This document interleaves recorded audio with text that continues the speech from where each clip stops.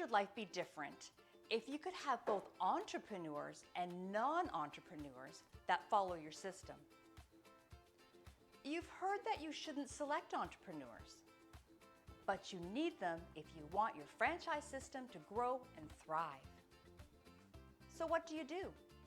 How do you keep out franchisees that think they know better than you about how to run the business? In this video, I'm going to reveal something so basic that most people never think about it. Let's get started.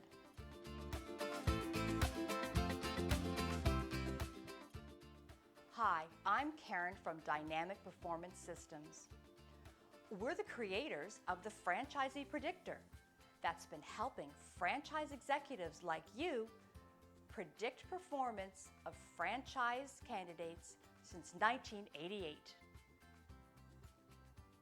You've heard the stories about avoiding entrepreneurs, but that doesn't make sense.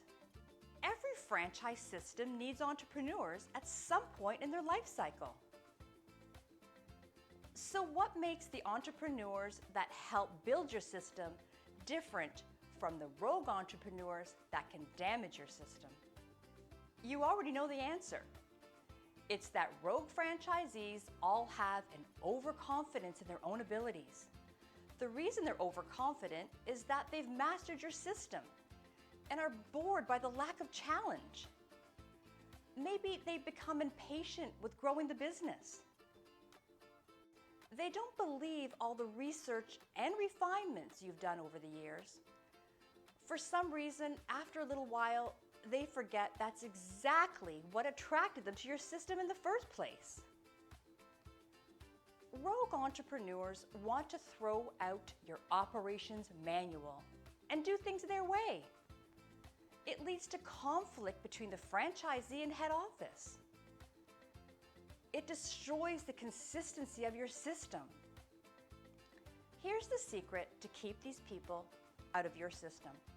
Take a minute or two during your interview and ask the right questions. Ask targeted questions like, let's say you came up with an idea on how to get more sales or streamline how you do business. What would you do? Then go the extra step and make sure they're not just telling you what they think you want to hear. Ask for clarification. How do you mean that? I know, how do you mean that is not grammatically correct, but it does wonders in getting people to open up. Asking, how do you mean that, is very important because it makes the candidate confirm what they've already said by having to expand on the idea. Another trick is to pause and wait for them to speak. People generally hate silence and will fill in the gap. This is where people that tell you what you want to hear stumble. If they don't really believe what they've said, you'll know. What you're looking for here is answers indicating the candidate would consult with you and work with you for permission to try out their ideas. Another question could be, what would you do if you didn't agree about how to run your business? After they've answered, ask, how do you mean that?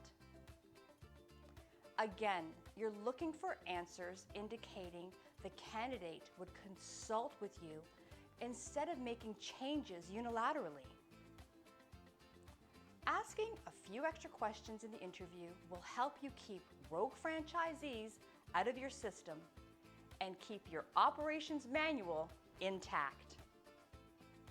Thanks for watching, and we'll see you next time on Franchisee Selection Made Easy. Have a dynamic day.